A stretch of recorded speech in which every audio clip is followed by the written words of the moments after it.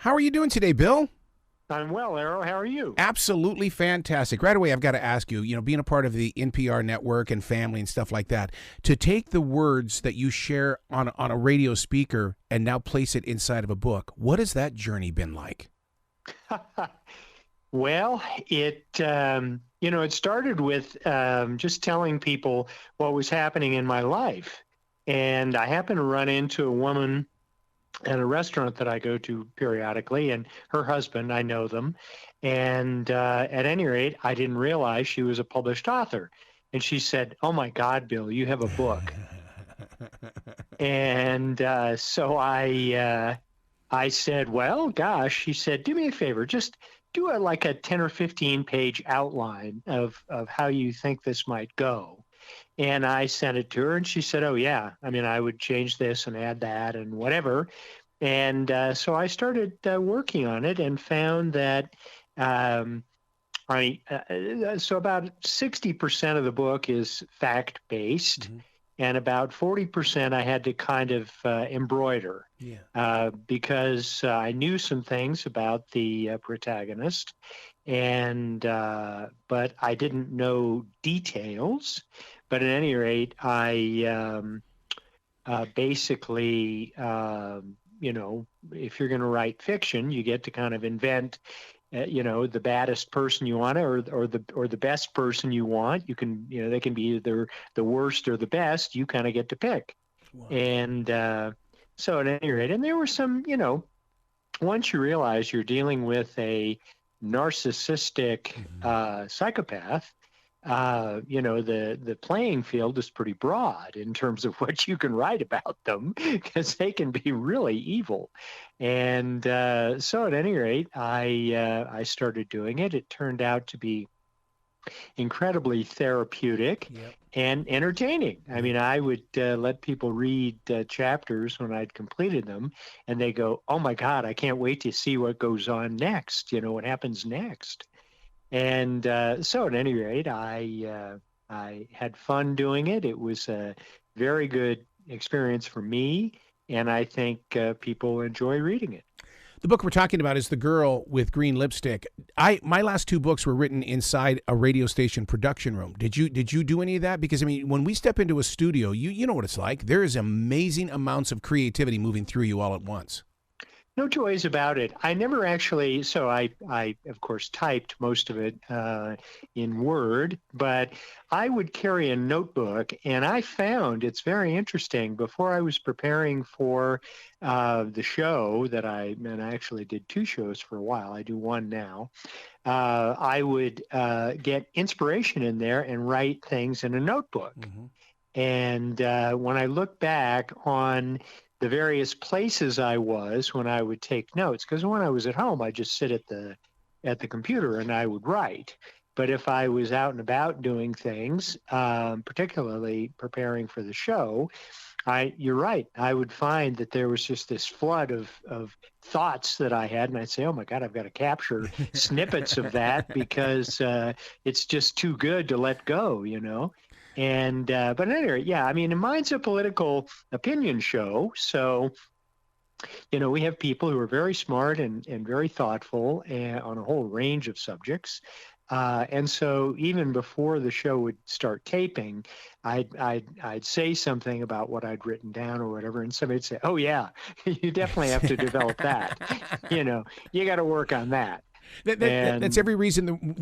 In my notes here, I have it so in touch with reality. Yeah, people are going to relate with this because men falling in love with women they don't know. That right there says, "Oh, you had me at hello." yeah, right, exactly. Well, and the other part was it's important to understand that, yeah, I mean, I don't mean to be self-justifying here, but it was a terrible place in my life after my wife had died of ovarian cancer, and I was vulnerable. I had worn my wedding band for 16 months because I still felt married. Mm-hmm. And finally, a neighbor said, you really need to get out there. I mean, your wife wanted you to live a life and, be married and be happy. And so go online. That's how I met my husband, and we're incredibly happy. Yeah. And I said, well, okay. And the first woman I met that or saw online that I thought I'd like to meet and and find out what she was like is the girl with the green lipstick. That's who she turned out to be. And little did I know that she was addicted to prescription pain medication and that she was a repeat offender felon who'd spent time in prison 3 times. And here I fall in love with her, and I hire her to be the general manager of a 6-store retail store operation. And she just robs me blind. Wow. And then other things began to happen. And I can say now that 2 law enforcement agencies in 2 different states are interested in her activities, and we'll see how that turns out for her. And isn't it weird how the bad things in our lives that affect our emotions become stories that will affect the reader's emotions? Oh, absolutely. I mean, I think that's what people relate to. I can't tell you how many people I've spoken to, and they'll go, "Oh my God, I mean, that happened to a cousin of mine, or that happened to my sister-in-law, or that happened, to a coworker." And it's a little bit like a train wreck, right? I mean, you realize you should kind of turn away, but you really can't. You can't, you're like, I just got to see what happens here. And I'm fortunate to be able to say I survived it. She didn't destroy me, and that I'm now in a much, much better place. But the bottom line is, you're absolutely right. People, you can't. It's phenomenal how they relate to this, and either from personal experience or having heard. The other part that amazes me, I'll tell you this, Errol, is some of these situations that I've heard about from people who relate to what I'm talking about, their situations have gone on for years. I mean, 10 or 15 years of this kind of emotional abuse. And that just flabbergasts me. I mean, I'm fortunate that I ran into a counselor because I was in that cycle. I mean, if I hadn't run into this psychologist, who said after our first session, she put her hand up and said, "Let me stop you. You need to get rid of this woman. She's evil and is going to destroy you. Call your attorney tomorrow. Call him today." And I was like, oh my God. And it was like cold water had been splashed on me. But you know what? Do you remember the movie The Big Chill? Sure. There's a scene in The Big Chill between the Jeff Goldblum character and the Kevin Kline character. And they're talking about what it is that is most important to the human condition.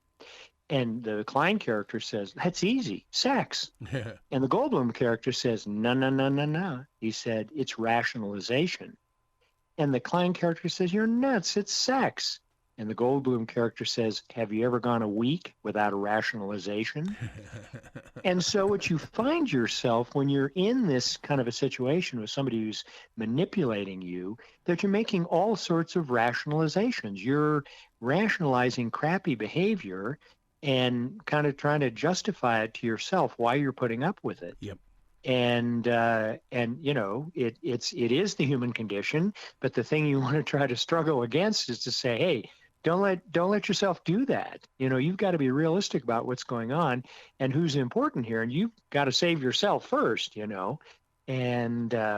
so at any rate, I hope it's a warning for people. I hope this is a cautionary tale that I've written. I hope people think about relationships that they get into later in life, particularly, especially if they're emotionally vulnerable, and say to themselves, am I really being realistic about who this person is and what we're trying to do here?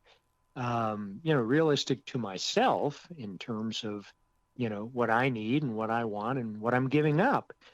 The other thing I'll tell you is the amazing thing about these kind of people is they can ignite in you incredible emotions. I tell people that I have had the lowest and the highest emotional response to this woman that I've had to any human being ever, man or woman. And so you try to endure the low places because you crave the high places. and you rationalize through that. And when you finally are able to take a step back and be realistic about what's been going on, you realize, oh my God, what have I done to myself? What am I, I'm abasing myself every day. And what am I getting out of it? And so at any rate, as I say, I hope people read this. I hope they enjoy it, but I also hope they take a lesson from it, or a couple of lessons. Well, being a broadcaster, do you take it to the next level? Do you create a help for people that are stuck in these situations? Because so many times in listening to you, it's almost like I can fix this person kind of a moment, like regular abuse. Yeah. Well, it's funny, or you're not the first person that's suggested that. And I am, when I lighten up some of my other obligations, I think I will. I think I will undertake that. In fact, I had a reader who, in an Amazon review for the book, the only thing she dinged me for was not having an appendix at the end that would have resources for people who find themselves in this situation. And so I was like, well, it's a novel, for Christ's sake. But, the bottom line is, yes, I would love to be able to say to people, here are the kinds of things you ought to be reading and thinking about when you find yourself even tangentially involved in something like this. Even if it's not you directly, if it's just somebody you know or have heard of, you might say, hey, here are some steps that I ought to take to be proactive, because what is phenomenal is how pervasive these kind of people are in the world. Yep. And the bad part? They look like us. They talk like us. Oh my God.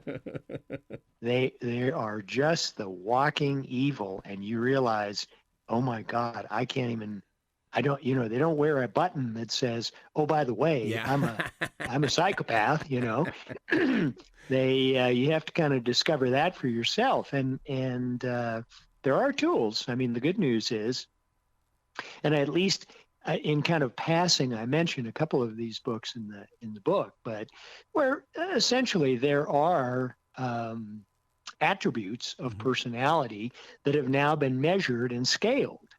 And so you can describe those and people can go, oh my God, I realize I'm dealing with somebody who's not as normal as they look and seem. And there might be some danger in there for me personally if I keep up with this. Wow.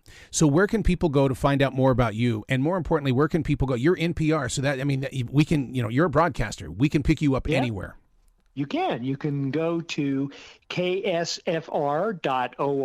That's K Santa Fe Radio. Nice. You can go to Forum. You search for FORUM, which is the name of my show.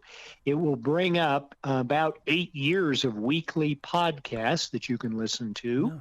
Nice. You can find my personal website at Bill Saubert, which is spelled SAUBERT.com. And you can go to Amazon Kindle, put in that same name, and it will bring up either an ebook or hard copy of my book, which is called The Girl with the Green Lipstick. Oh, you got to come back to this show anytime in the future, Bill. The door is always going to be open for you. Well, I appreciate you and your listeners, Arrow. It's been a real pleasure, and I look forward to coming back. All right, man. You be brilliant this weekend, okay? You too. Take care.